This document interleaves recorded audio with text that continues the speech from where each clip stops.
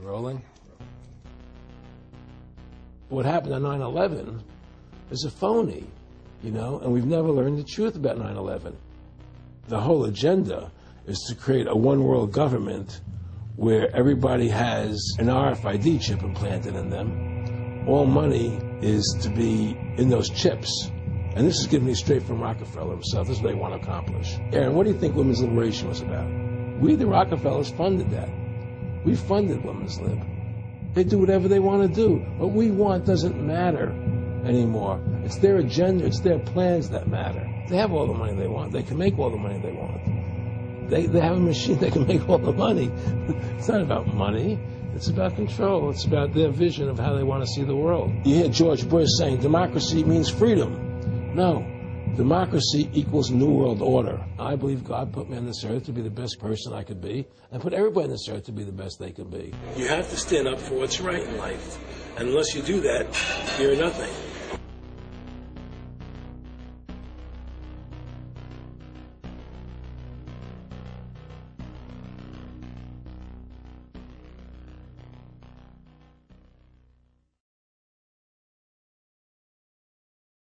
Award-winning filmmaker turned freedom fighter, Aaron Russo was an amazing individual. You know, he'd been battling cancer for more than 3.5 years when he began making America Freedom to Fascism, that he shot, directed, edited, pretty much on his own with just the help of a few people. An amazing individual. A long life of award-winning films, of hard work, and for standing up for the Bill of Rights and Constitution. You know, when we first went to shot this interview, I put it out on the web for free.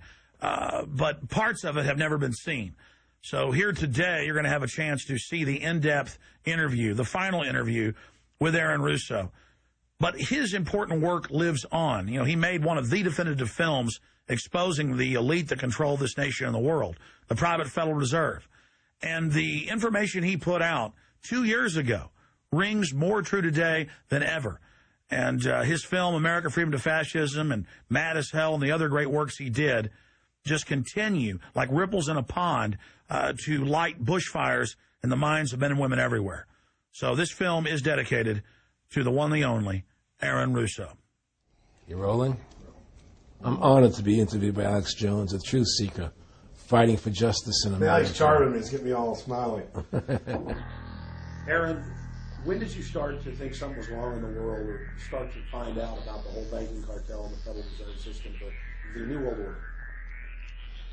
Well, that was a progression of events. I've always been a very independent person, always believed in individuality, and that we were put on this earth to be unique individuals to fulfill our God-given potential, and that the only way to fulfill your potential is to be free, to find out who you are, and to make your errors, to make mistakes. And as I grew up, I began to realize more and more the government was inhibiting me in things that I wanted to do. And what happened, I was very successful in the ladies' lingerie business. I worked for my dad. He had a small undergarment business. And I created the first ladies' bikini panties back in 1963, actually. And then I opened up a nightclub in Chicago called the Electric Theater that opened up the day Martin Luther King was assassinated. All right, and so the city of Chicago was in flames the day my club opened, and nobody came out to the club. And well, what happened was that that was the year of the Democratic Convention in Chicago in '68, and so my club became a hangout for the hippies, you know, and because they wanted to go to Chicago and protest what was going on. And I was having a concert at my club one night to raise money. And the police raided the nightclub, my club, for no reason at all. And I was standing outside in my office overlooking the street, and I saw all these paddy wagons pulling up in front of my club. And I was a 24-year-old kid. You know, I had no experience at all, really. So what are these paddy wagons doing here? And then I saw all these cops getting out of the paddy wagons coming into my club. I said, oh, my God, they're raiding me. And so I ran down to the stage, and I got on the stage, and I stopped the band from playing. And I said to the people in the audience, we're being raided, you know, so sit down on the floor, cooperate, and pull out your identification and cooperate with the police. And as I said that, two of the cops from behind threw me onto the floor and grabbed me and started dragging me out of the club. I'm going, you know, victory, victory. You know, I'm playing it for all it was worth at the time. I was a kid, and then I saw the fire department there, and the fire department was dumping garbage cans, the garbage all over the floor. And I thought to myself, well, why are they doing that? You know, very quickly as they were dragging me out, and I didn't quite understand it. So they threw me into the paddy wagon. As I got into the paddy wagon, one of the cops grabbed my testicles from behind and squeezed, and I went into the paddy wagon in gigantic pain. And the next person that came into the paddy wagon, the cop, as he was stepping in, the cops took the billy club, smashed him on the head with it, and just split his skull, you know, for no reason. I mean, there was nothing wrong. So that was kind of your wake-up. That was my awakening. Like, what is going on? I thought this was America. So I initially blamed it on Chicago and Mayor Daley, thinking it was Chicago. And anyway, it was the headlines of the newspapers the next day. You know, there was my picture in the newspapers, the headlines, Electric Theater short-circuited, it was raided. And in the article, they went ahead and they said that the reason they raided the club was because the fire department came there and saw it was messy, full of garbage, and the hippies started attacking them, which was totally not true. Those dirty hippies? It was totally false. You know, it was a complete fabrication. So they ran a false flag on you. They framed you. Yeah, of course. You know, and I was in shock. I said, people lie like that? People actually do these things? I couldn't believe it. You know, it was an awakening to me. And I went on television. I told people on television that they lied. Nobody cared. Nobody cared what the truth was. You know, it was shocking to me. And then a week or 2 weeks later, I forget exactly what it was, two cops come to see me, a lieutenant and a sergeant, a captain and a sergeant. And they said, Mr. Russo, we're sorry if you got hurt that night at the club in the raid, but we're here to tell you that if you want to keep the club open, it's going to take $2,000 a month, and we're going to come see you once a month, and whenever we have to raid you, we're going to call you, you know, and we'll let you know we're going to come in tonight and raid you. This was mafia. Well, the police mafia, yeah. You know. And actually, it was actually more interesting that they said, listen, there's the A plan, there's the B plan, and there's the super deluxe plan. And this one will cost you, each one will cost you that much money a month. Which one do you want? What was the super deluxe? That's the one I took. That was a $2,000 a month plan. And I took that plan, and I paid them $2,000 a month, and they left me alone. And whenever they were going to raid the club, they would come there, we're going to have a phony raid tonight, you know, just to look good for the people in the neighborhood, you know. So that was your first big education? That was my education into corruption in government, you know. But I really thought that was basically Chicago. I didn't realize it was the whole country was like that. And so that was my wake-up call, that people lie and cheat and steal.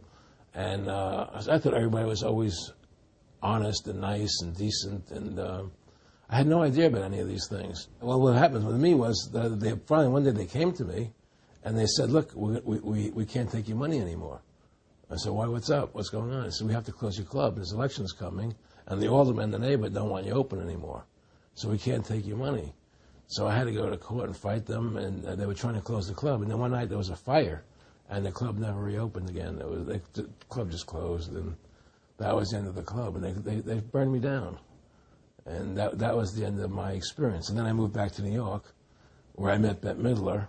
And I ran into her at a little nightclub she was playing called The Improv. And I thought she was fabulous. And through a series of events, I began managing her. And as soon as I started managing her, her career took off like a rocket. You know, it was just fortuitous, I guess. And we became very, very successful. And through managing Bette, I started producing shows on Broadway where I won the Tony.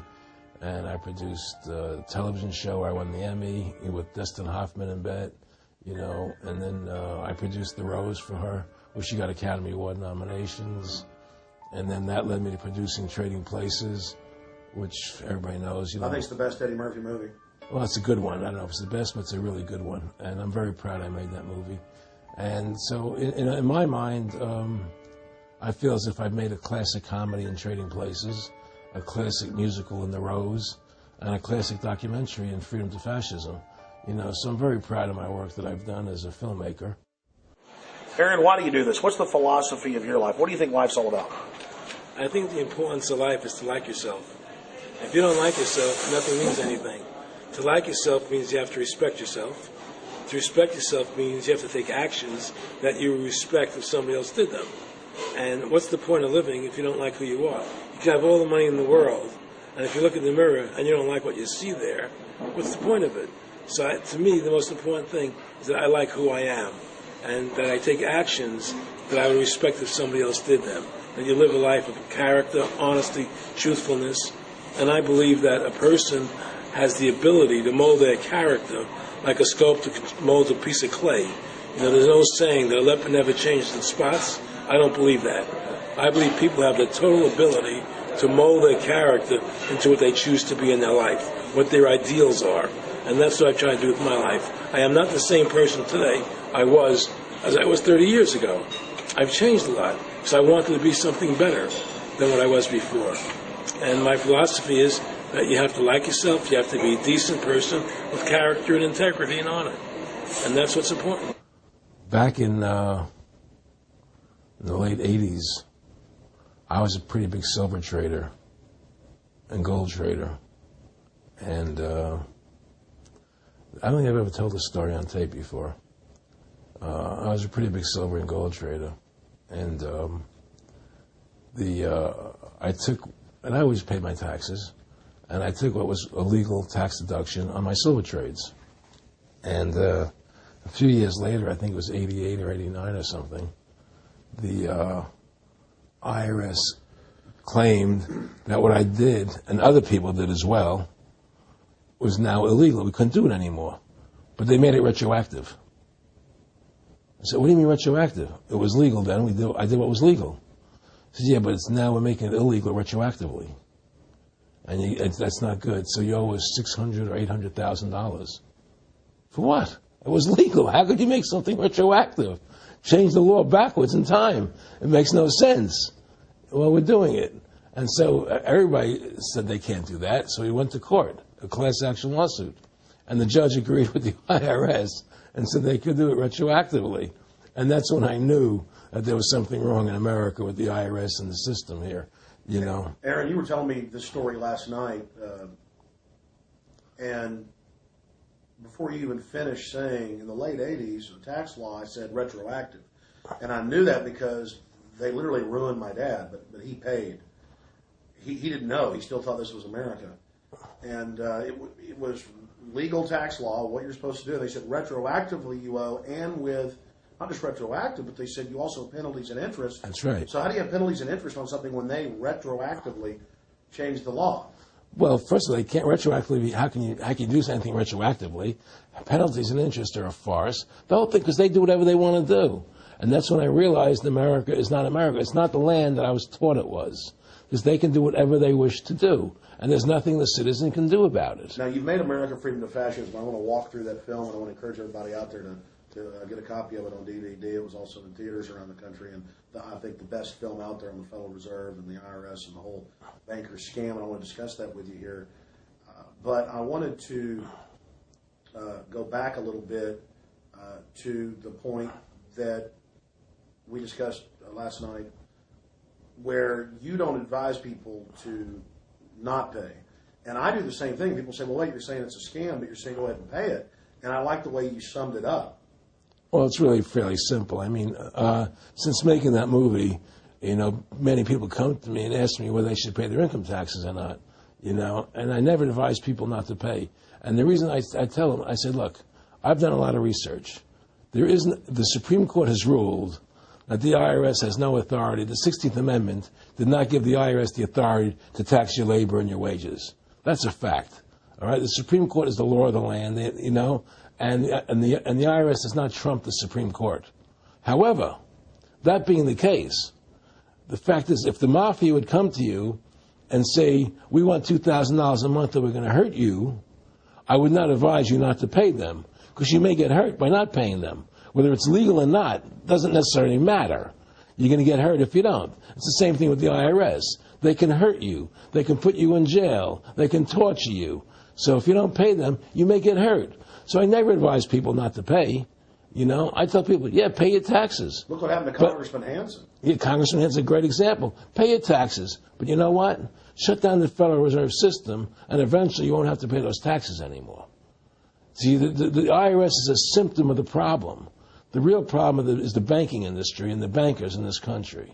That's where the real problem lies. That's the root of our problem. Well, that's why we've lost America. Okay? So, yeah, pay your taxes. Because if you don't pay them, you might get hurt. And I've heard all the arguments, you know, what tax protesters say and so on and so forth. And I don't call them tax protesters. I call them the tax honesty movement. Because they're being honest, you know, at least.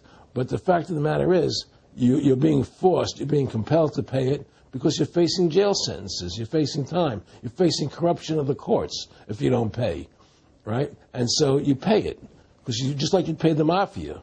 But with the mafia, at least you have the government to call and try and help you, to get past the mafia, to protect you. Here you have nobody to protect you. The American people are living in a matrix.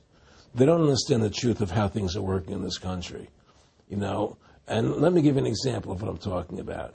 The very fact is that if you ask 100 people on the street, what kind of government is America supposed to be? 99% of them will tell you a democracy. America is supposed to be a democracy. But that's a lie. That's an illusion. The word democracy is not written into the Constitution at one time. It's not in the Bill of Rights. It's not in the Declaration of Independence. The Founding Fathers hated the idea of a democracy. They thought it was the worst form of government there is. And I agree with them. Because in a democracy, 51% of the people control 49% of the people. If you're part of the 49%, you're not free. America was founded as a constitutional republic. And in that constitutional republic that we have, 99% of the people can't take away the rights of 1%. You have your rights because you were born with them. You have God-given human rights that nobody can take away from you. The government, the majority, no matter who they are, I can't take away your rights. And that's what our founding fathers gave us.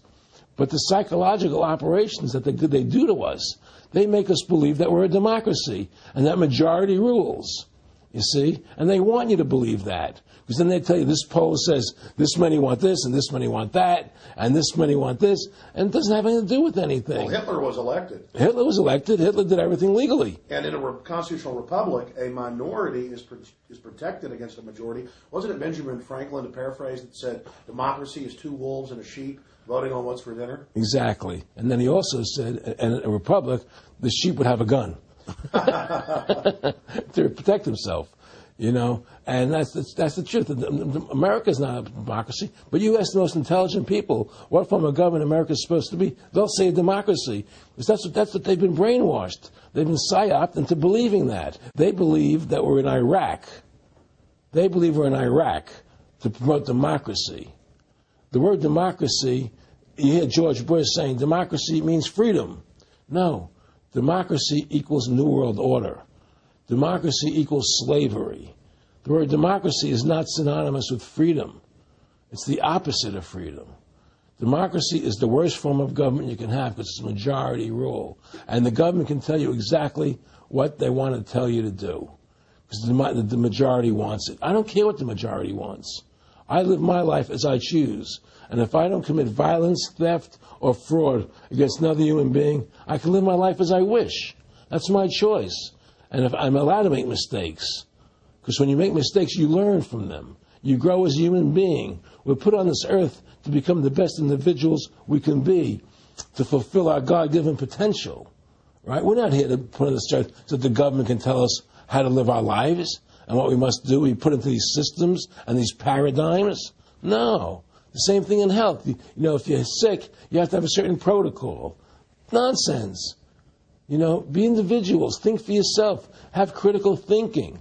You know. And so what's happened is that because they've taught everybody that we're a democracy, which is not true, now, so then in 1913, they bring the Federal Reserve System into being. Right? And now you have this Federal Reserve System, which then in 1913 got the right to create money for the government. When before that, the government created its own money. Now the government, when it needed money, had to borrow it from this private bank called the Federal Reserve, which is a private bank owned by individuals, incorporated in Delaware. And so what happens is now the government borrows money from them to fund the government. Then the government says, well, we have to pay these people interest. How are we going to pay them interest? Let's impose a tax on the labor of the American people, which never existed before, to pay the interest to the bankers. In fact, in 1980, Ronald Reagan said not one red cent of your income tax money goes to run the country. It all goes to the Federal Reserve. Well, it was the Grace Commission report that said that not one nickel goes to the infrastructure of the country. I guess Reagan quoted that. Too. Right. And so, but the point I'm trying to make is that by creating this Federal Reserve System, the government now became dependent on these private banks for money. And they started taxing us, you see. And so now what happens is that in 1935, I believe it was, Social Security started. And they gave you Social Security cards, said not to be used for identification, the Social Security number right on the card, right? And through Social Security, they started deducting money out of your paycheck. That was the first time they were ever could take money out of your paycheck, because people agreed to it because they thought it was going to their retirement fund. And so then when they instituted the income tax again, they started taking money out of your paycheck because Social Security could do it. And then they could do it again. You see what I'm saying? And so now they've even taken control of the tax payment itself. I mean, literally like you're a slave. They're taking it right there when you make it. Exactly. They don't even trust the public enough to send them a check. Right. So they take it out automatically because they know people aren't going to want to pay it. So what's happened is that through the implementation of the Federal Reserve System, the government has become vested in these bankers, and they get their money from the bankers. And so then they impose a tax on us, which makes us more slaves, makes it more difficult for us to survive, right? Giving them more profits. And now what's happened is that through the Federal Reserve System, the bankers have pretty much taken control of our government. It doesn't matter Republican and Democrat anymore because they're both the same. Neither one of them are talking about shutting down the Federal Reserve System or stopping the payment of taxes, or any of the big issues that face Americans, right? So I had a friend, Nick Rockefeller, okay, who was one of the Rockefeller family. And he, when I was running for governor in Nevada, he came to me, introduced himself to me through an attorney, and we became friends. We started talking about things, and I learned an awful lot from Mr. Rockefeller. And one of the things that we used to talk about was the ultimate plan of the banking industry, what they wanted to accomplish. And the goals of the banking industry, not just the Federal Reserve System, but the private banks in Germany and England, all over Italy, all over the world, they all work together. They're all central banks, and they're all part of the Communist Manifesto.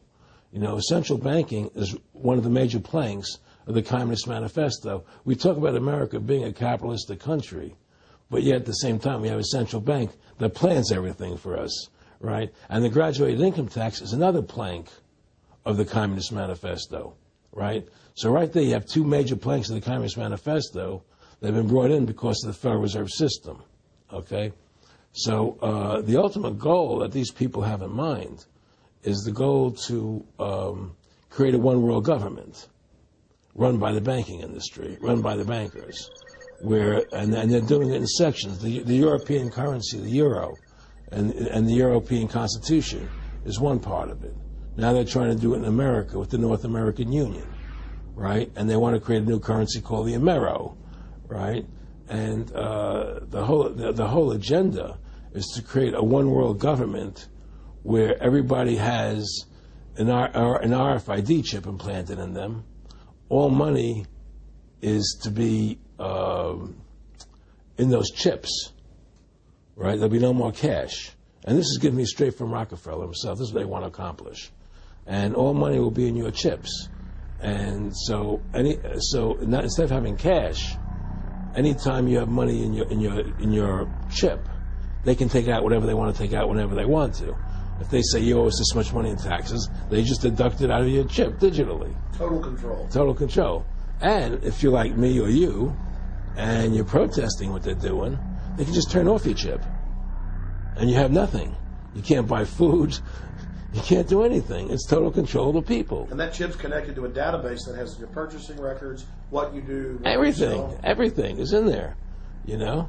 And so they want a one world government controlled by them, everybody being chipped, all your money in those chips, and they control the chips, and they control people. And you become a slave. You become a serf to these people. That's their goal. That's their intentions.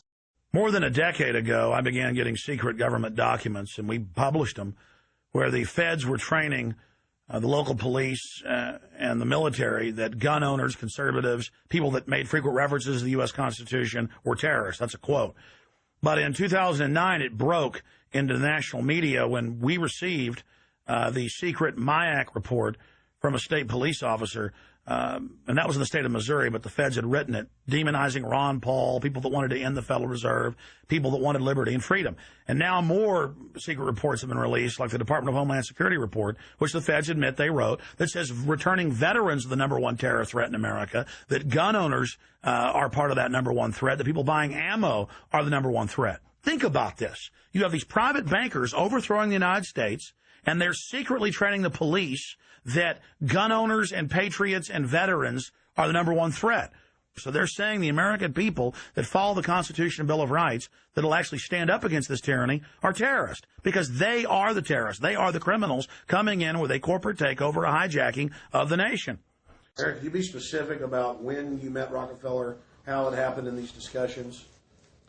I met Rockefeller through a female attorney I knew who called me up one day and said, one of the Rockefellers would like to meet you. I had made a video called Mad as Hell, and he'd seen the video and wanted to meet me and knew I was running for governor of Nevada.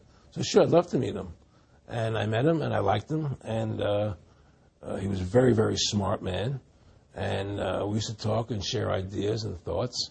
And he's the one who told me 11 months before 9/11 ever happened that there was going to be an event.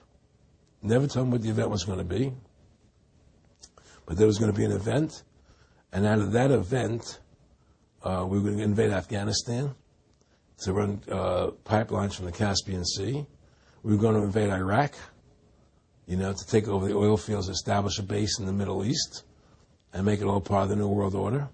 And we'd go after Chavez in Venezuela. And sure enough, later, 9/11 happened, and I remember he was telling me how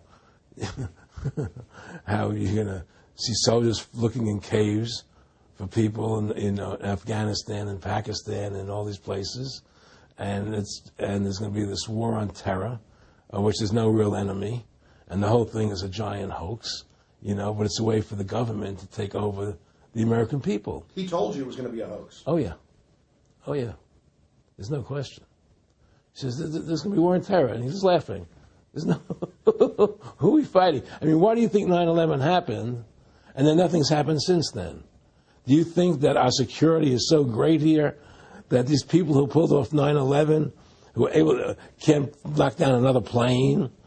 Come on, it's ridiculous. 9/11 was done by people in our own government and our own banking system to perpetuate the fear of the American people into subordinating themselves to anything the government wants them to do. That's what it's about, and to create this war, this endless war on terror. And that's why and that was the first lie. And the next lie was going into Iraq, to get Saddam Hussein out with his weapons of mass destruction. That was the next lie. Now, specifically, this was a little over 6 years ago? This was 11 months before 9/11. Yeah. And Nick Rockefeller, who's a lawyer, he's become your friend over the previous years, and he's saying to you that there's going to be this big event, and then out of that we're going to have a war on terror, and it's just going to go on and on. Right, an endless war on terror without any real enemy. That you can never define a winner. And did he say that it's going to be perfect because you can't define an enemy? It just goes on. Yeah, because you can't define a winner. There's no one to beat, so it goes on and on forever. And they can do whatever they want. They scared the hell out of the American public. look, this whole war on terror is a fraud. It's a farce. It's very difficult to say it out loud because people are intimidated against saying it. Because if you say it, they want to make you into a nutcase. But the truth has to come out. That's why I'm doing this interview. The fact of the matter happens to be that the whole war on terror is a fraud. It's a farce. There's a war going on in Iraq because we invaded Iraq. And people over there fighting, But the war on terror, it's a joke, And until we discover what really happened on 9/11 and who was responsible for 9/11, because that's where the war on terror emanates from. That's where it comes from. It was 9/11 that allowed this war on terror to begin. And until we get to the bottom root of 9/11, the truth of 9/11, we'll never know about the war on terror. Aaron, you said that he was, and I think it's important, and I know this about the Rockefellers from Dr. Dennis Cuddy and many others who literally, you'll be 20 years old in a lunch line at college, and it was David Rockefeller. And they're experts at recruiting and getting what they call players, and that clearly I want to make it specific and just get you to reiterate what you said last night about you got 30% of the vote, you were having an effect, you made mad as hell. They knew that you'd started the Constitution Party. Yeah. They knew that you were somebody who was taking action and getting things done. You'd already made some big films, had a lot of other successes. Right. So they were trying to recruit you, and didn't it come down to the point of, hey, we are here to recruit you, and don't worry, your chip's going to say, don't mess with us. This guy's don't touch. Yeah, yes, that did happen. I was definitely being recruited, but it's more subtle than that. Well, in your words, just go through the process, and then what he said. Well, what it is remember, we were friends, and we used to go to my house a lot. We'd have dinner, we'd talk, and he'd tell me about business investments, how you get involved in, or they would help me with this business investment or that business investment. And was I interested in joining the Council on Foreign Relations? I would have to get a letter to join them, but was I interested in that? And, just stuff, leading you on. And I used to say to him that I never really did that because that wasn't where I was coming from. As much as I like you, Nick, your ways and my ways, we're on the opposite side of the fence. I don't believe in enslaving people, and he would come back with, oh, I do? Or? Well, it would be more like, It's better for them. Well, it's more like, how do I put it? It was like, what do you care about them? What do you care about those people? What difference does it make to you? Take care of your own life. Do the best you can for you and your family. What do the rest of the people mean to you? They don't mean anything to you. They're just serfs. They're just people. It was just a lack of caring, and that's just not who I was. It was just sort of like cold, it was just like cold, and I used to say to him, what's the point of all this? You have all the money in the world you need. You have all the power you need. What's the point? What's the end goal? And he said the end goal is to get everybody chipped, to control the whole society, to have the bankers, the elite people, the bankers and some governor controlling the world. And I said, do all the people in the Council on Foreign Relations believe this way you do? He said, no. Most of them believe they're doing the right thing. A lot of them believe it's better off being socialistic. We have to convince people that socialism is really capitalism. Because America is becoming a socialist country. It's a communist country today. And here we are, years later, after Aaron Russo points out that this is not a capitalist or free market country, but is really socialist. In fact, here's the cover of Newsweek. We are all socialists now. But this isn't the socialism the public thinks it is, where the government robs from the rich to give to the poor. Actually, it's always the big banks, the elites throughout history that fund socialism. They want to use the middle class's money to basically domesticate the working class and expand the size of government so it can basically, in the end game, eradicate the middle class and have a giant submass of uneducated slaves who have no chance of ever rebelling against the tyranny, and a tiny elite in control of it all. And that is the very nature of this New World Order system. They are using big government to strangle competition, to take control of the people, to break up the family, to basically set up a global plantation or neo-feudalist state. Well, one of the things they told me was that he was at the house one night, and he would talk, and he started laughing. He said, Aaron, what do you think women's liberation was about? And I said, I had pretty conventional thinking about it at that point. I said, I think it's about women having the right to work, getting equal pay with men, just like they won the right to vote, you know? And he started to laugh. He said, you're an idiot. And I said, why am I an idiot? He said, let me tell you what that was about. We, the Rockefellers, funded that. We funded women's lib, you know? And we're the ones who got all over the newspapers and television, the Rockefeller Foundation.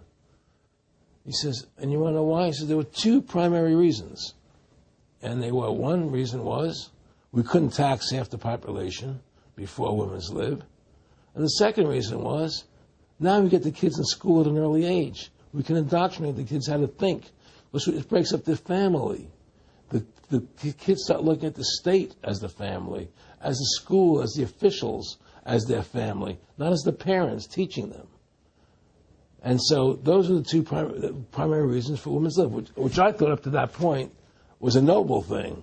You know, when I saw their intentions behind it, where they were coming from when they created it, the thought of it, I saw the evil behind what I thought was a noble venture. Aaron, did you know that Gloria Steinem, in one of her own books, now admits the CIA funded Miss Magazine? No, I had no idea about that. No, I never heard that. Yeah, we're going to... CIA funded Miss Magazine? Funded Miss Magazine with the stated goal of taxing women and breaking up the family. No kidding. I never heard that. Well, Nick told me. I mean, I know it, but not because I know the CIA was involved in it. Well, Gloria Steinem was proud of it. Oh, the CIA wanted to help women. No kidding. So they funded it, yeah. And of course, it's divide and conquer. Right, and of course. What they do is they focus in, obviously, on real problems. Women were getting shafted in many ways, but the elite wasn't planning to help them. They were planning to really shaft them and take men away from them. Look at what they did with black families. You only had about 10% illegitimacy 50 years ago in black communities, and now it's over 90%. And look at welfare. You were going to give you some money, but you can't have a man in the house. Right. And so that was further to degrade the family. Totally destroyed. And now illegitimacy is over 50% in the general population. Right. Well, see, the whole thing is these people control the money, so they make all the rules. You understand? And they put whatever rules they want into effect.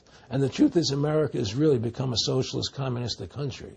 And everybody says it's a capitalistic country. It's not a capitalistic country. You know, how can it be capitalistic when you have a central bank?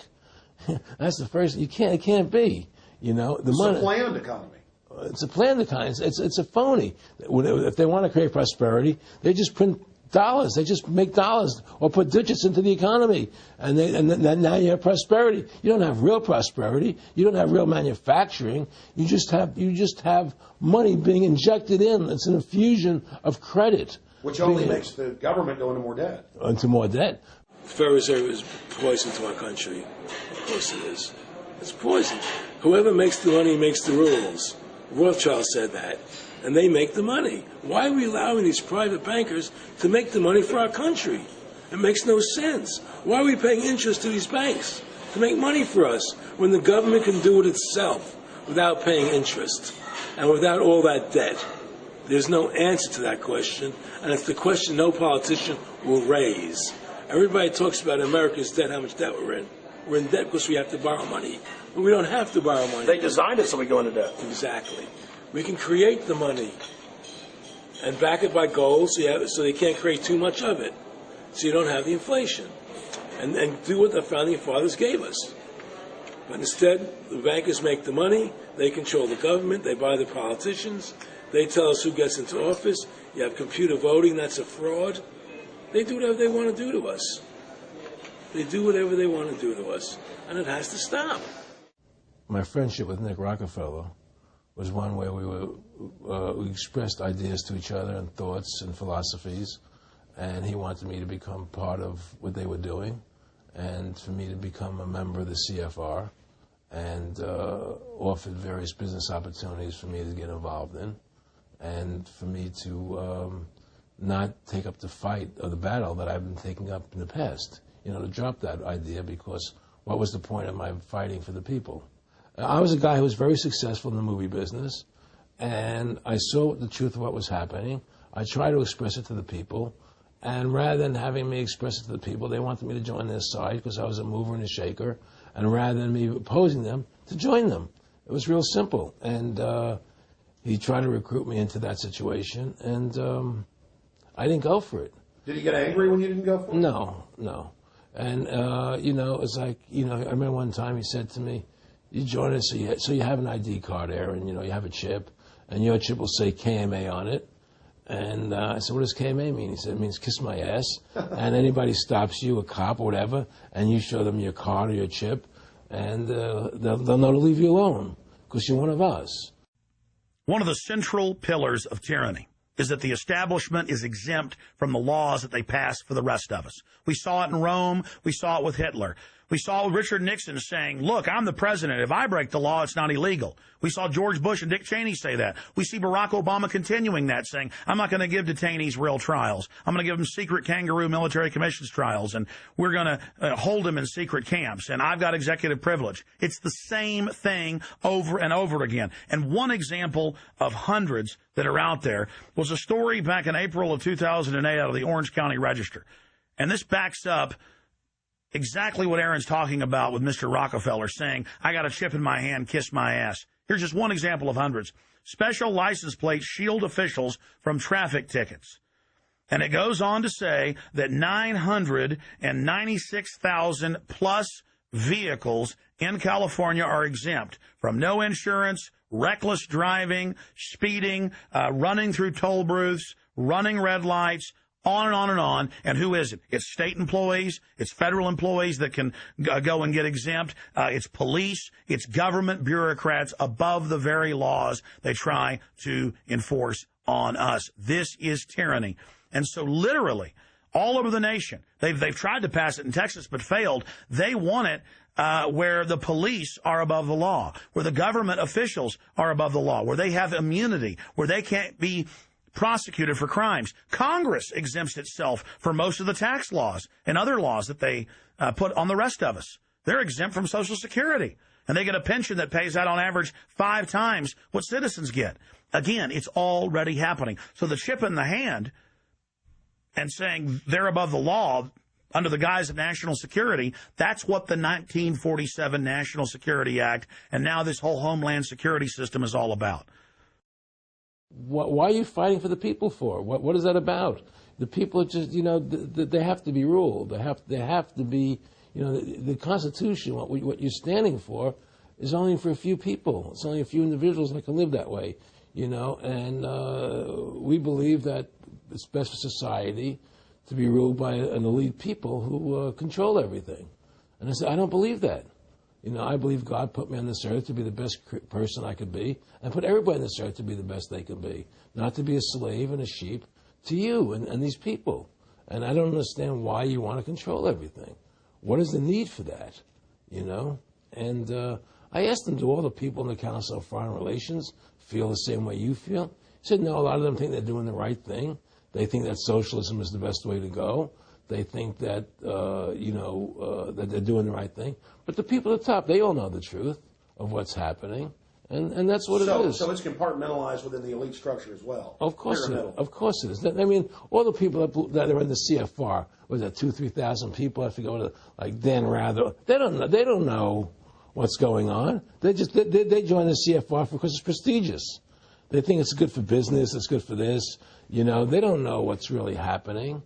The evil that comes out of it, that's emanating out of it, and to me, the biggest evil is what's happening right now, because what happened on 9/11 is a phony, and we've never learned the truth about 9/11. That's the question I wanted to follow up on.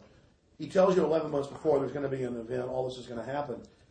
What did you think on the morning of 9/11? Where were you, and did you think about Nick Rockefeller and what he had told you when you saw those towers fall? No, I was actually in Tahiti when 9/11 happened, and I got a call from my son. And my son said, the Twin Towers, they were just attacked, and they were falling down or something. So what are you talking? I was in Tahiti. I was asleep.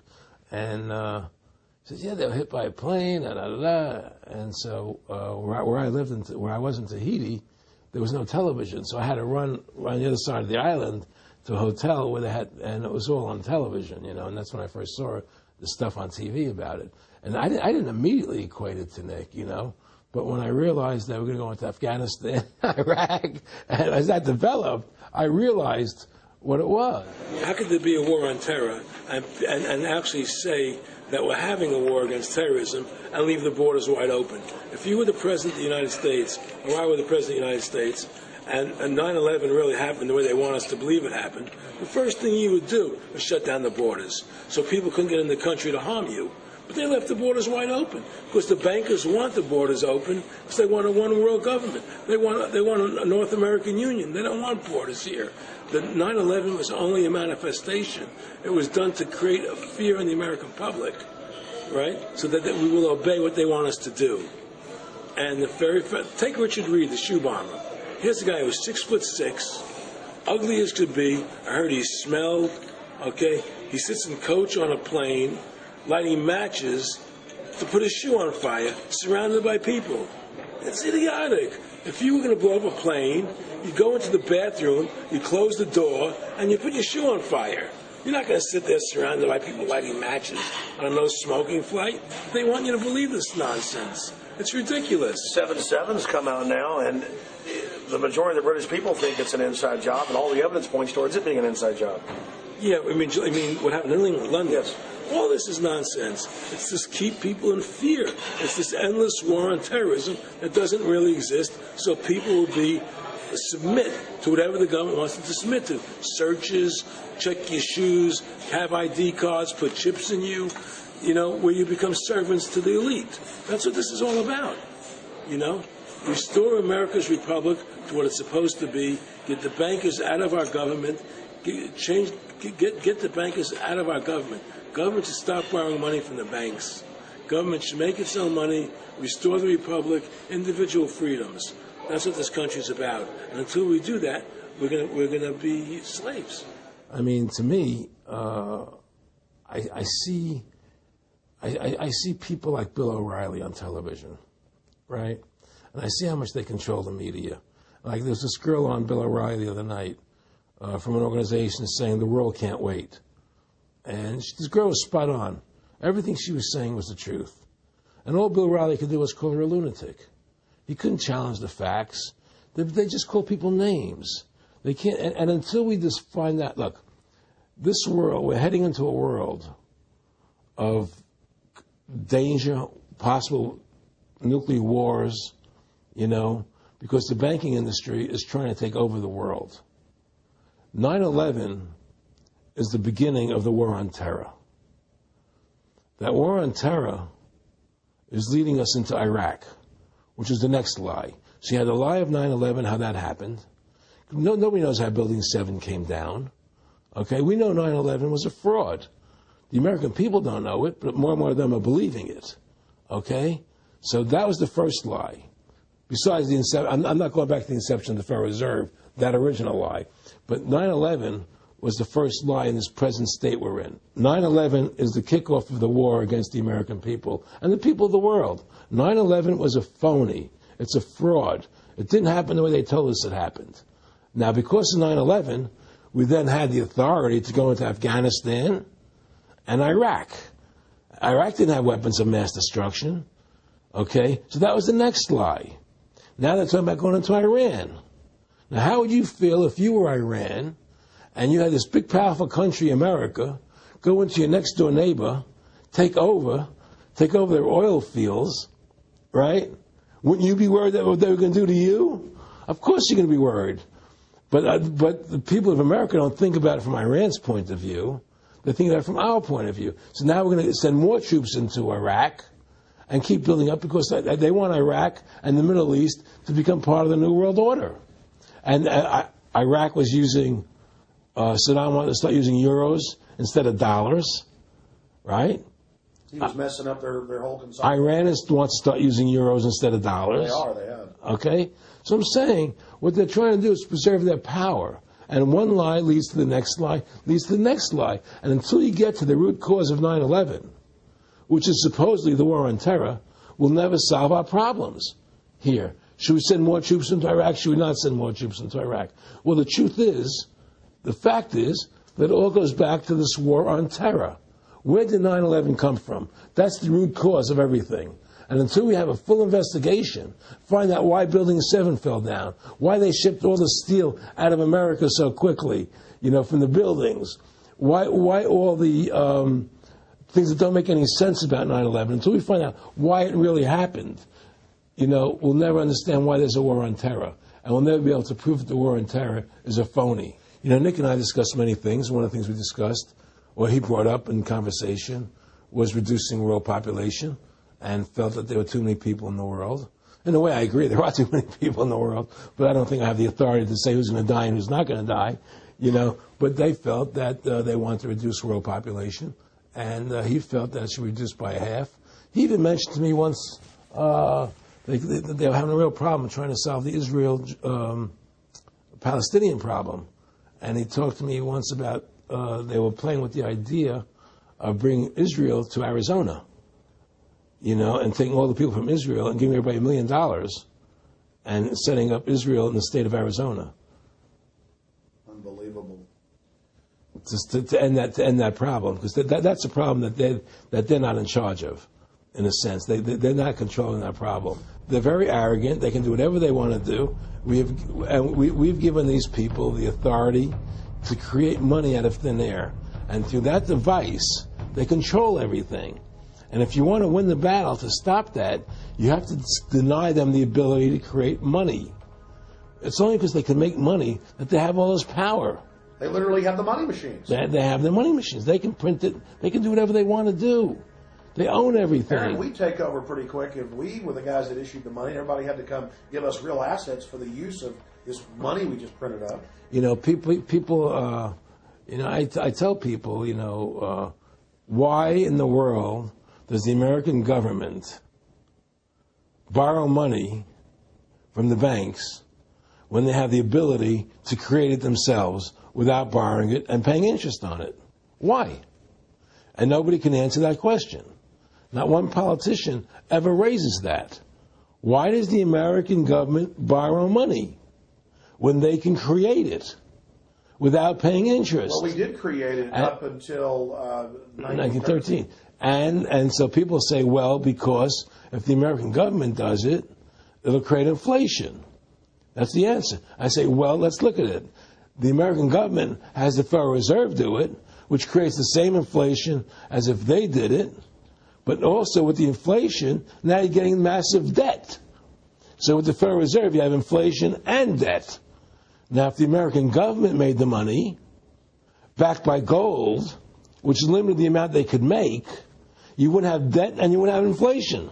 But inflation was only about 50% from the 1780s, I've looked it up, until the late 1800s.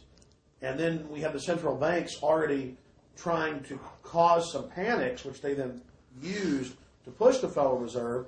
And if we look at inflation since 1913 into 2007, it's exponential. In fact, a dollar is worth about 2 pennies what it was worth in 1913. Former Federal Reserve Chairman Alan Greenspan doubled the money supply from 2000 to 2006. And then Edward Bernanke, the new Fed chief, came in and said he's going to double it again in the next 2 years. And then he said, now I'm going to make the money supply numbers secret. And so now we don't even know. Right. But the evidence is they are just, in the curve of inflation, it gradually grows. And then suddenly at a point, it goes straight up. And it seems it's parabolic, yeah. Yeah, parabolic. But the thing is that the only thing I disagree with you on from early 1800 to 1913, there was no inflation other than during the Civil War. When Lincoln was well, printing. I'm talking about how much a dollar was worth. And I know it never changed. There was no inflation. In that whole 100 years, there was no inflation. People knew what the money was worth. They could retire. They knew what it would cost them to live their lives out. There was no problem. It was only since 1913 when the Fed came in that we created massive inflation and massive debt. So then what you said earlier, then there really wasn't inflation. There was no inflation. So you don't get inflation when the government issues the money, at least in the U.S. history. Well, not if it's backed by gold. Well, exactly. But I'm talking about, and I did look this up, and I believe that if you look after the country was set up, and some of the things that happened with Andrew Jackson and the rest of it, there were points where it spiked and there were manipulations. There were points, mostly during the Civil War. Yeah. And that's because Lincoln printed so much money. Exactly. That's right. But once that ended, but basically there was no inflation other than that during that short period of time. I mean, a loaf of bread was a loaf. Of course, the same thing. People could plan their lives. Today, they plan inflation. Now you have two parents working. They can't afford to pay for their family anymore. The kids are going to state-run schools now. The kids are being indoctrinated how to think. They're being given Ritalin. They're being given all these drugs. The whole country's being dumbed down. It's all because of the Federal Reserve System.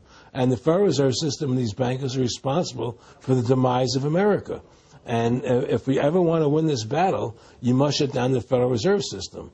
And we must shut down these bankers and restore sound money to this country. Will you talk a little bit about some of the families that own the private Federal Reserve, the stock in it? And I mean, obviously, you say you're not a big expert on Bilderberg Group, but you talk about how it's the same system worldwide. It is the same families. They meet and kind of set the policy each year, and then it goes to the Royal Institute of International Affairs in England, it goes to the CFR in the U.S., and then these are their management bodies where they wield control, really the de facto Congresses over the nation. So, I mean, I would like to get you to speak some about the families that own and run the Federal Reserve, and if you can't connect it into these other international bodies. Well, I can't speak to those families because I can only speak about, what I know for fact. Everything else is speculation, and I don't like to speculate.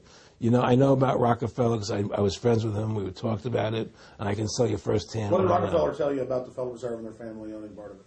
Well, he said the New York Fed is the main controlling interest of the Federal Reserve System. They control the bulk of it. So the New York Fed is really the Federal Reserve System. Even though there's 12 different banks, it's run by the New York Fed.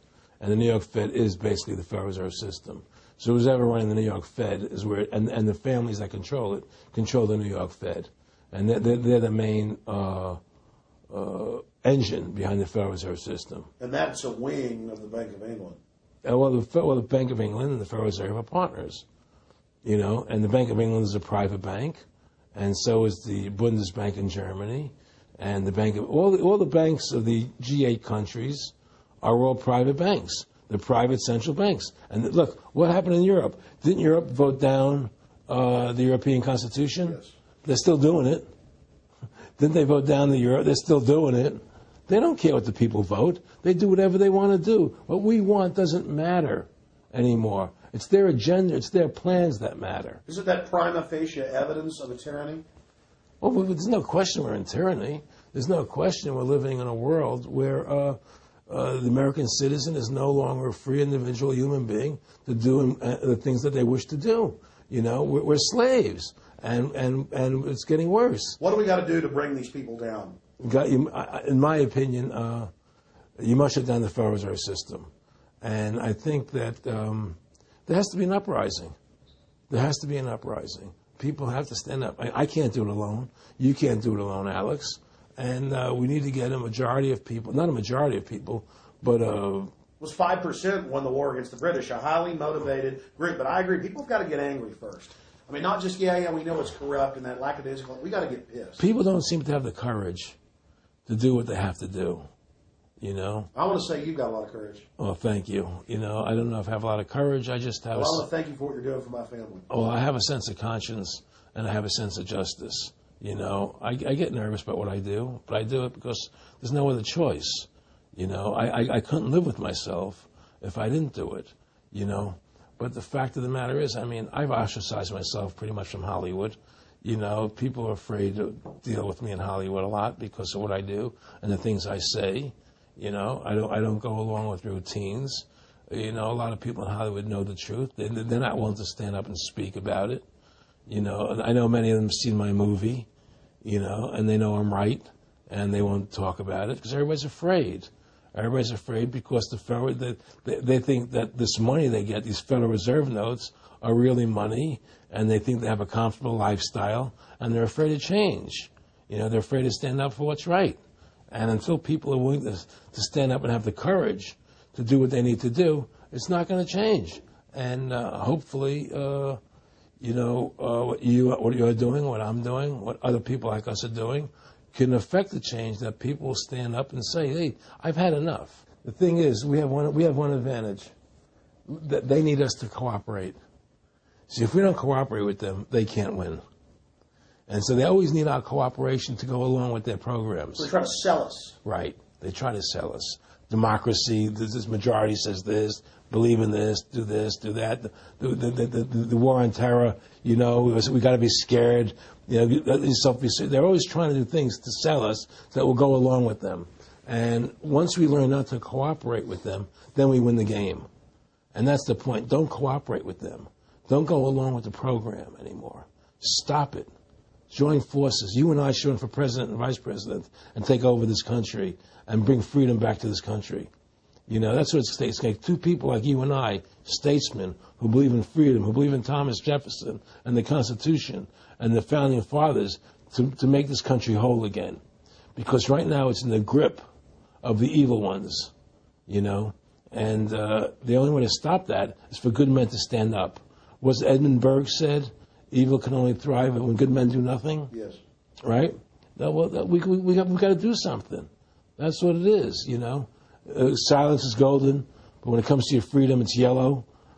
We have to stop being scared. We have to stand up and do what's necessary to take back, to stop these bankers, these elite, this government full of lies, congressmen full of liars, People destroying our borders, creating a government. I mean, imagine this.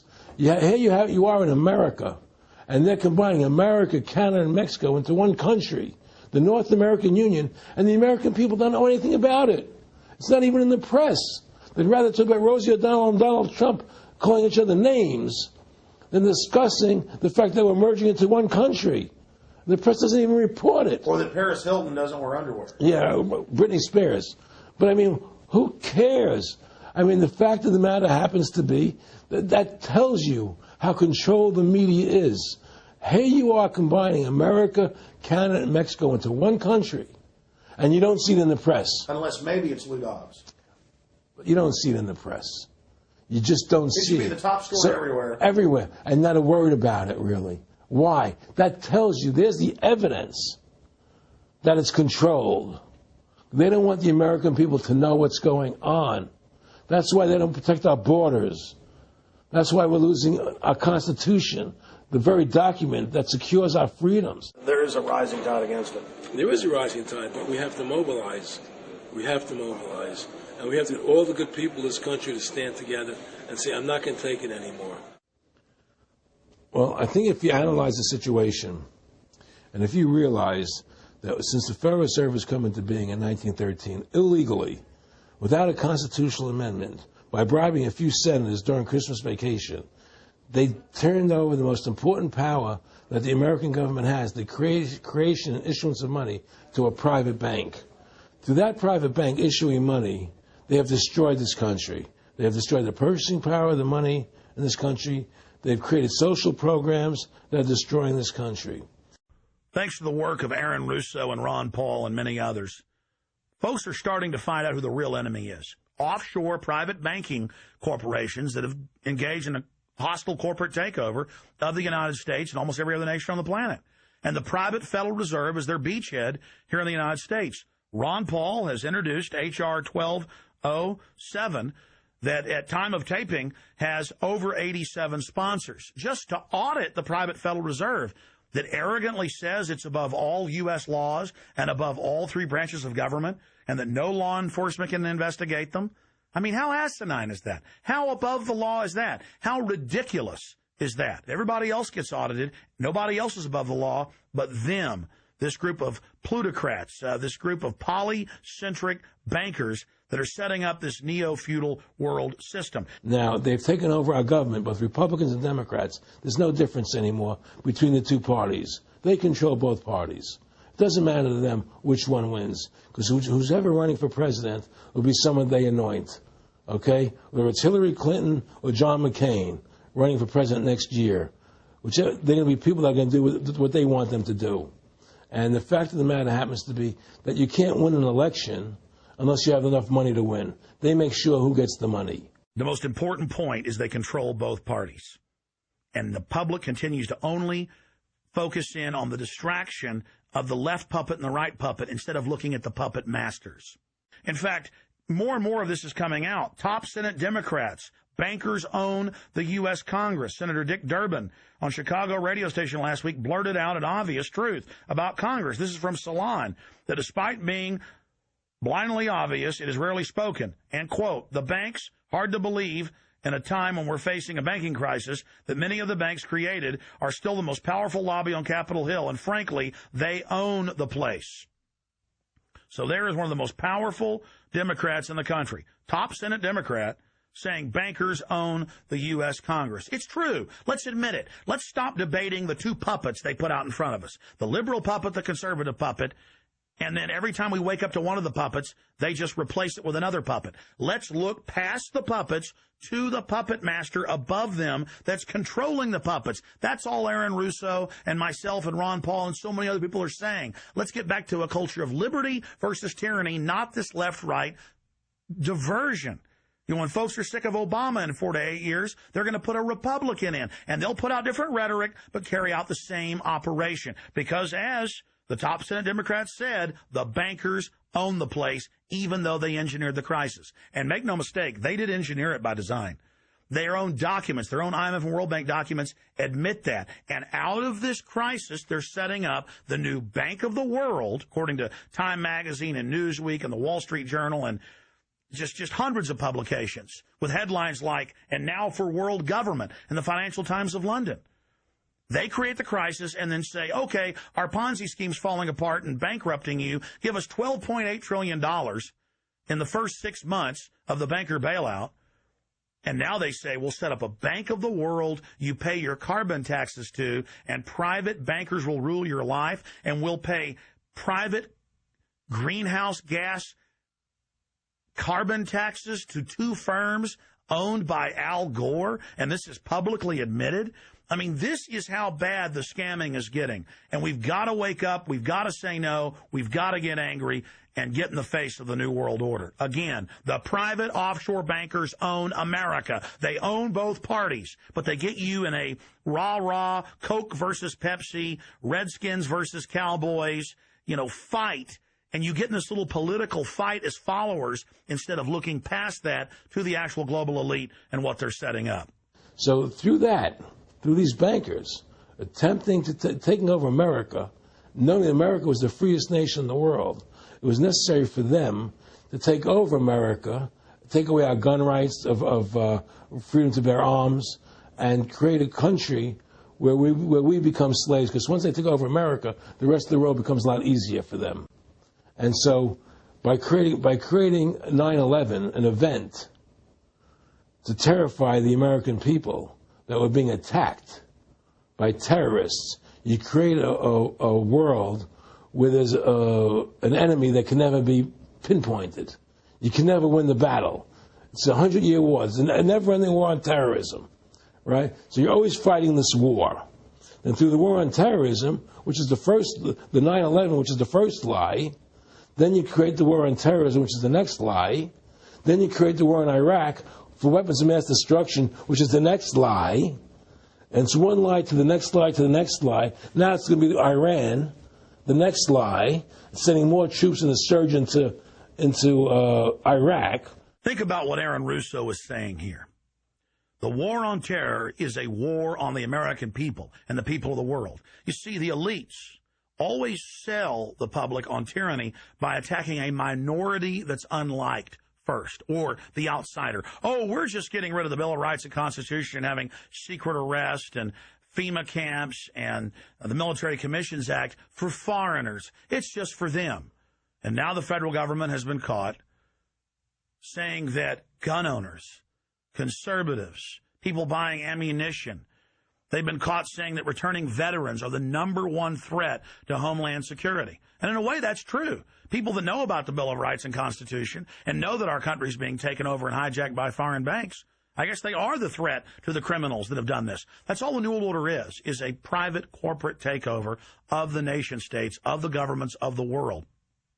And then these private corporations bring in a tyrannical form of neo-feudalism that they call corporatism or fascism. Mussolini said that fascism should properly be called corporatism. And that's what it is. And they create the socialism to get control of the wealth and to control society, and then they pipe the profits to themselves. So they socialize the general public to get control of us, but it's private above us.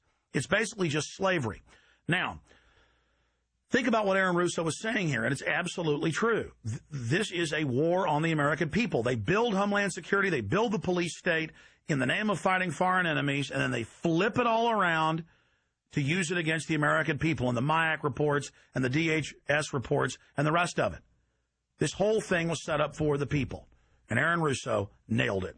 It's just one thing leading to the other, and it's always with the event. It's always in the point of taking over more countries, more dominance. You know, making sure the American dollar, making sure the G8 stays in control of everything. And what they want to do is to control the American people, control the people of the world, put RFID chips in everybody, so everybody's a slave to these central banks. Did you ever talk to Nick Rockefeller after he told you all this and then 9/11 took place? No. But he did. He told me that you're going to see men running around caves looking for Osama bin Laden. You know, you're going to see men looking for, these guys, and they're going to be, He told you it was all going to be bull. It was a phony. The whole thing is a fake. It's a fraud. Was he laughing, or was he just coldly saying this? No, it was more laughing. Cynical. Laughing. It was more like, look how stupid everybody is. Look how stupid everybody. We can do whatever we want to do. Well, it is ridiculous. It's like with al-Zakari. They claim they killed him like 14 times. And they never said, well, we didn't kill him last time, but we killed him this time. They never even... Now they're like practicing being ridiculous. Well, what about bin Laden being in the American hospital, getting kidney help? Yeah. Right? In the American hospital. Yeah. Right?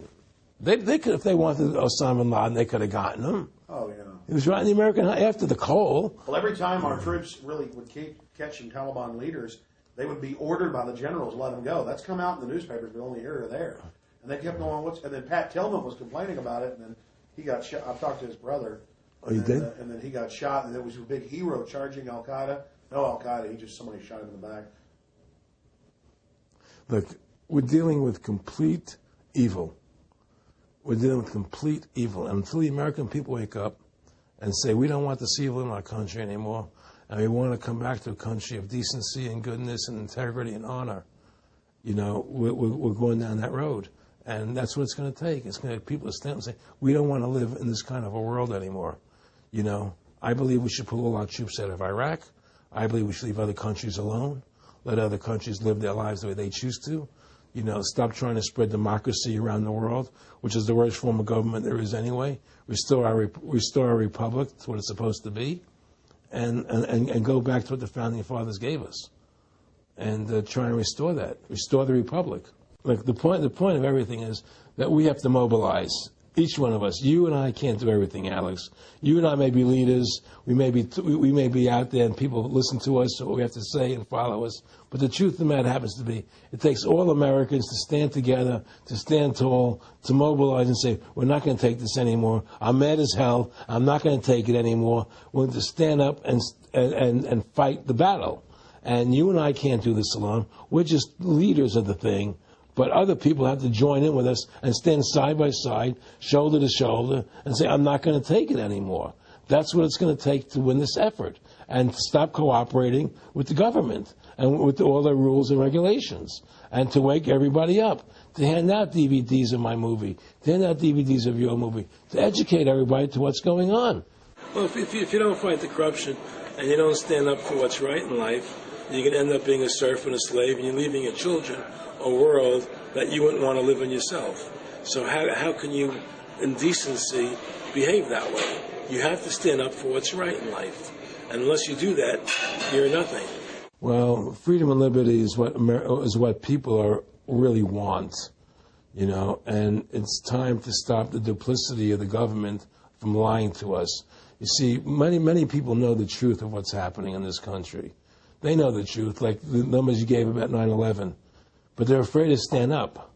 People have to find their courage and stand up and say, I'm not going to take this anymore. I know the truth, and it's like they create a situation where if you tell the truth, you're considered a lunatic.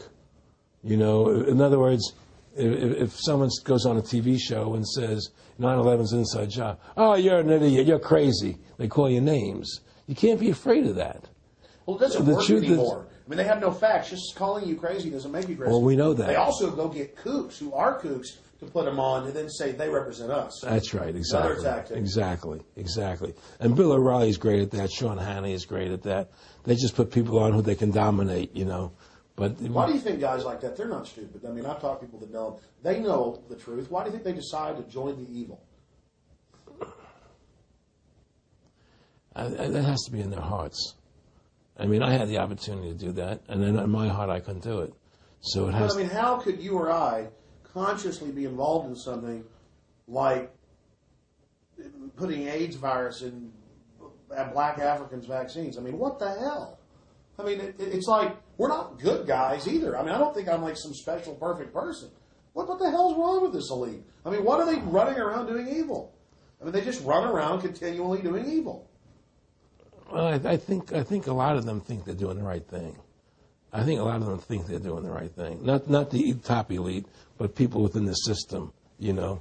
But I think that it's all about, as Nick said to me, it's about control and power. They have all the money they want. They can make all the money they want. They have a machine that can make all the money. It's not about money.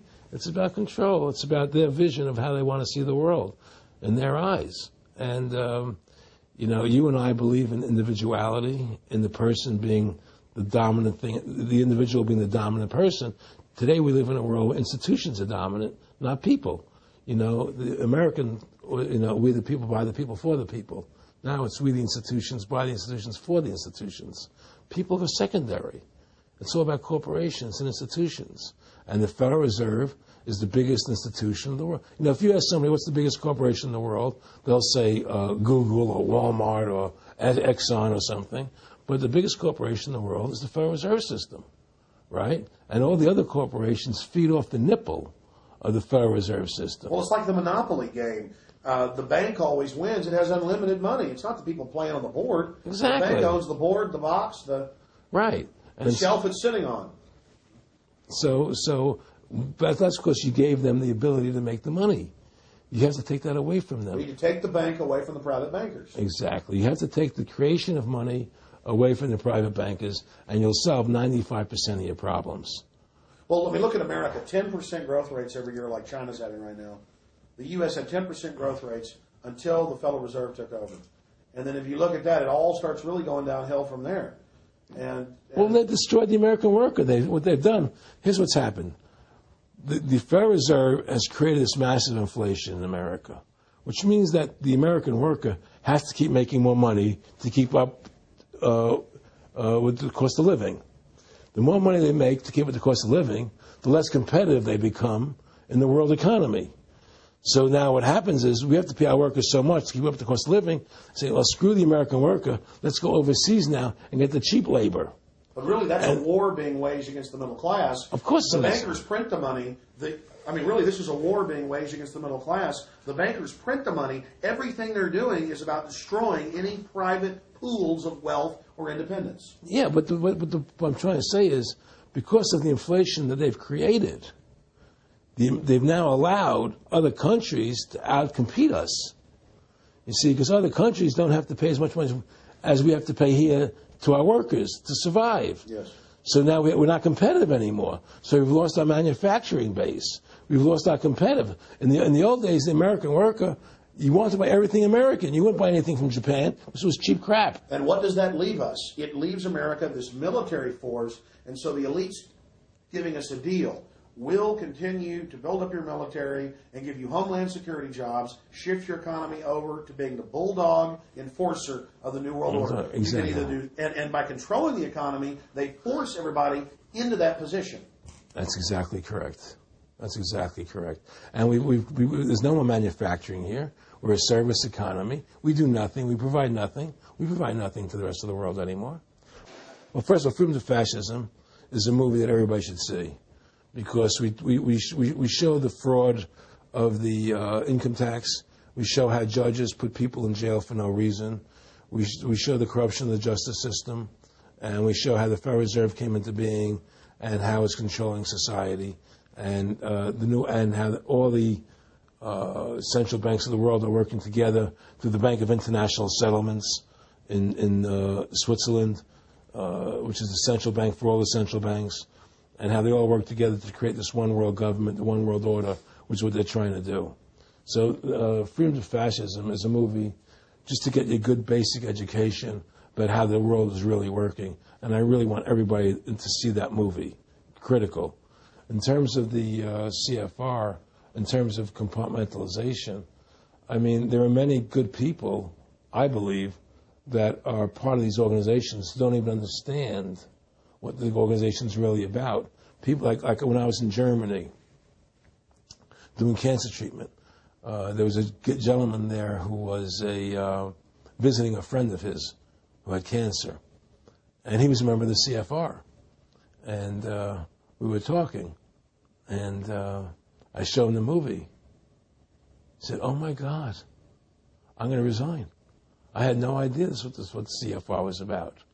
He had no idea. He was just a nice guy who thought he was in this prestigious organization. Yeah, a lot of it's about getting good people, and so you can watch them. Keep your friends close, your enemies close. Well, no, it wasn't even that. It was, a lot of people join the CFR because they think it's a prestigious organization. It'll help them in business, make good business contacts. They didn't have an understanding that the CFR is really about world domination, about how they and the Trilateral Commission and the Bilderbergers all work together, with the banks to control the people. A lot of them don't understand that. They don't see the big picture. Oh, it's CFR. It's a prestigious organization. I'll meet this one. I'll meet that one. I can do good business deals out of it. It's just business to them. The CFR wants to get the people in there that have influence and power, and so they're part of that. So they're not opposing them, It's like the whole country today is becoming the haves and have-nots. You're getting the very, very wealthy. The middle class is being destroyed, and you're getting the poor people. Isn't this just a slick mafia that took over and uses fancy PR? Well, you can call it mafia, you call it whatever you want, but it's definitely a criminal organization. There's no question about it. But it's a criminal organization that has prestige, that appears to have what's the word I'm looking for? Class, style. It's like, respected. It's respected. People don't look at it as being a criminal organization. That's what a great job they've done. People look at Alan Greenspan as being a hero. The maestro. What do you think happened with him in the late '60s? He wrote a big section, a chapter for Ayn Rand in a book, and he talked about how horrible the Federal Reserve was. We needed a gold standard. Now the bankers are robbing us. And then they literally came in and said, "Oh, and you see somebody who made a deal with Beelzebub." Well, exactly. You make a deal with the devil. I mean, it gave him a chance to be one of the most powerful men on the earth, and it gave him a chance to accomplish things he never thought he would accomplish in his life other than that. And it's very seductive.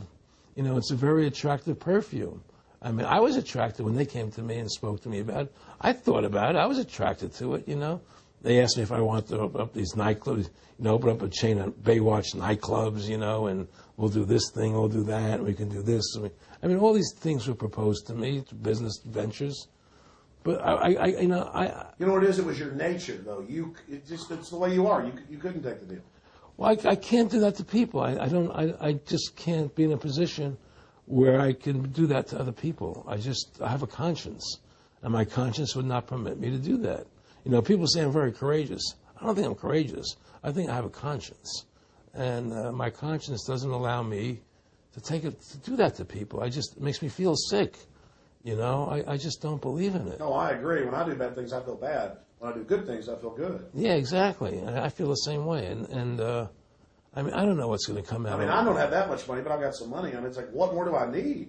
I can go on a trip if I want. I can help pay for my kids to go to school and have my wife, comfortable. I mean, how do I go out and screw people so I can have some more junk? Well, money's a funny thing. I was talking to Michael Eisner one day, and I said to Michael, you may have $1 billion, Michael, but they're all dollars. If the dollar goes bad, how much money are you going to have? you know. And that's the thing, you know. You know, everything is denominated in dollars. Everybody thinks in terms of dollars, but the dollar has no value. And then someday it's you know, everything returns to the mean. Well, really, the whole universe, financial universe we live in, is a matrix fraud. Yes, it is. And that's why it's going to come crashing at some point. And they're going to try and hold it up as long as they can. I mean, whenever they want to manipulate the markets, they can. If they want to send the price to go down lower, they can. If they want to send the stock market up, they can. They do that. There's no more free markets. You don't live in a society where free markets rule anymore. You don't live in a capitalistic society. You know. But meanwhile, they say it's capitalistic and free market all day, when really they're waging war financially and politically. Exactly right. Aaron Russo, I want to thank you for this interview. Anything else you want to add? No, I'm happy to do it for you. How about your website? My website, freedomtofascism.com. Go over there, take a look at it. You know, but just folks, you know, all I can say is, you know, take our country back, restore the Constitution. Don't let these bankers do this to us anymore. Stand up. Don't be afraid of them. And do what you got to do, you know. And I have plans in the works. And when I get over my problems, you know, we'll reveal them, you know. And well, I'll be supportive of that.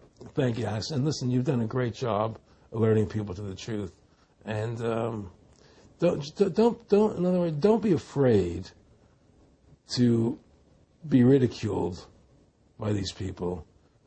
You know, if 9/11 was a phony, and I know it was, then stand up and say it's a phony. Don't be scared to tell the truth. Don't allow their their powers of trying to make you look silly to frighten you. What did you think of what Charlie Sheen did? I love what Charlie Sheen did. I was so respectful of what he did. I just applauded him. People saw right through that attack. They like they flipped a light switch when they went after him. Yeah, but they don't. You see, the thing is that more people don't come out and do it. You know, to build that wave. Charlie did it. I'm really proud of the guy. David Lynch did. But the media was smart and didn't bite this time. Right. I mean, a few people have, but they're not picking up on it because they control the media. James Brolin did on The View. I heard that as well. But again, they're not picking up. Barbara Walters looked like she's about to have a heart attack. But they don't pick up on it. You see, they don't allow it to go anywhere. You know, it comes if someone says something, they let it die. You know, but they keep perpetuating, you know, the war on terrorism. They keep perpetuating all these things that are lies. And because we've given the Federal Reserve the money-making power, they control the media, they control the government, and they're all in bed together. So you're fighting all this propaganda all the time. And it's a very difficult fight. Americans, mobilize. Stand together, stand tall. Tell the government you're mad as hell. No longer cooperate with the government. Do not accept the national ID card. Do everything in your power to restore freedom and your individuality back to America. Stop being a country run by the institutions for the institutions. Let's go back to we the people, by the people, for the people, as opposed to we the institution, by the institution, for the institution. Stand up for your individual rights. Stand up for the godliness that's in each and every one of us. Thank you for watching this historic interview with Aaron Russo. Please don't just stand down after watching this film. Research the private Federal Reserve for yourself. Realize it is the main head on the Hydra that we have to go after. Realize that we can fight the political parties all day, but until we go after the heart, the root of the problem, nothing's going to get better. We have this ruling class of private bankers that issue all this fiat currency, and they have committed unbelievable crimes and have the audacity to claim that they're above the law. Ladies and gentlemen, now more than ever, we don't have a choice. It's us or them. Either the New World Order is removed from power, or the world faces more wars, more tyranny, and a nightmarish police state carried out by these eugenicists. So in the memory of Aaron Russo and every other freedom lover out there in history, and for the future of our children and the species, humanity itself, let's call for grand jury investigations of the private Federal Reserve. Let's arrest the bankers. Let's kick these foreign corporate criminals out of our country and get our constitutional republic back. Let's stop being distracted and diverted by the liberal and conservative puppets they stick up in our faces on television. Let's look past the front men to the actual architects of the New World Order and bring them to justice. There's no way these arrogant bastards can get away with this if we expose them and speak out against them. And more, it's coming out even in the mainstream media that they are a pack of criminals who are above the law and who have hijacked our nation. But they're only above the law in our minds. We have to expose them as the criminals they are and bring them to justice. Look in the mirror. You are the solution. Take action and join the ranks of folks like Aaron Russo, Ron Paul, and so many others. God bless you all, and thank you for watching this presentation. Now spread the word about the true enemy of the people in the Fed, in the New World Order, in the hegemony of private central bankers.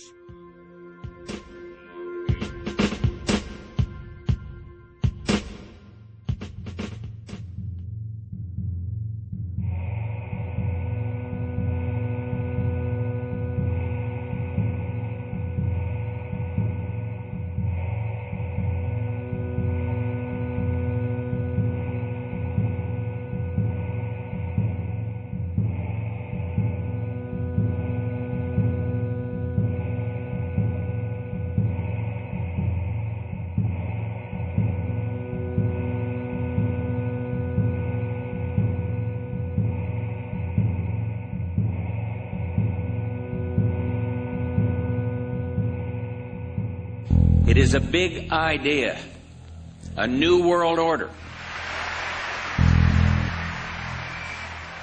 In the near future, Earth is dominated by a powerful world government.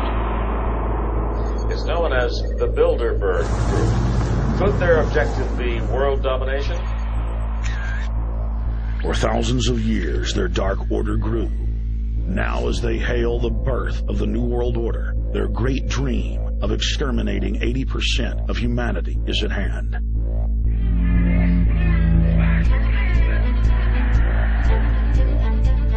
For the first time in history, the elite's plan for world government is blown wide open. You will learn the secret that drives the entire New World Order agenda. Bilderberg is making great progress toward a world government. And only an educated, informed public can stop them in their tracks. Alex, it's Chalabi, eh? For the first time, all the pieces have been put together. The dots have been connected, and the picture is crystal clear. Earth's ruling elite believe they have discovered the fountain of youth. But before they can attain it, 80% of us must die. A psychopathic technocracy is establishing world government so there can be no escape from their plan.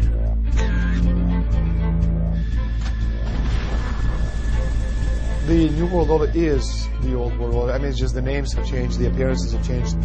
Most people have no idea. They're not after money. They have all the money they need. They're after power. That's their aphrodisiac.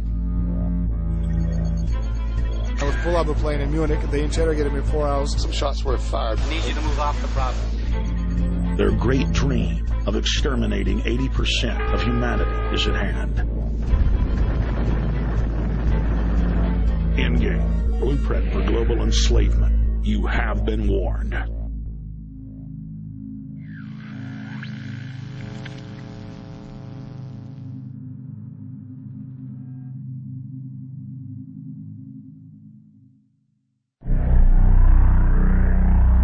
Obama is notoriously a liar.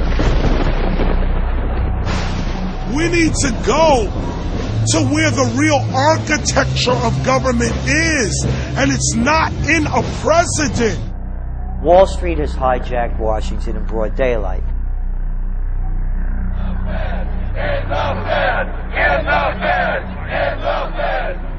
Well, Obama's already fudging. He's fudged since day one in this election. The elite are using Obama to pacify the public so they can usher in the North American Union by stealth, launch a new Cold War, and continue the occupation of Iraq and Afghanistan. The globalists are outside all the nations. That gives them safety, and they play countries off against each other. We've got to give them a stake in creating the kind of world order that I think all of us would like to see. Partnership and cooperation among nations is not a choice. It is the only way. What they're doing is using the existence of the United States to act out their Wall Street fantasies of world domination and maintaining their capital structures and maintaining their system of looting. The fight that this country has been waging since its inception is for the central bankers not to take over the country. President Barack Obama is only the tool of a larger agenda. Senator Obama had a desire to do some meetings. Others had a desire to meet with him tonight in a private way, and that's what we're doing. Presidential candidate Barack Obama was publicly criticizing the North American Free Trade Agreement in a bid for votes, but privately telling Canadian officials not to worry about it. If you talk to our generals, they are desperate for is a civilian counterpart to our military force. What do you call this thing where you get this false sense of gratification, but because a black man is in office, everything's going to be all right? No, everything's not going to be all right.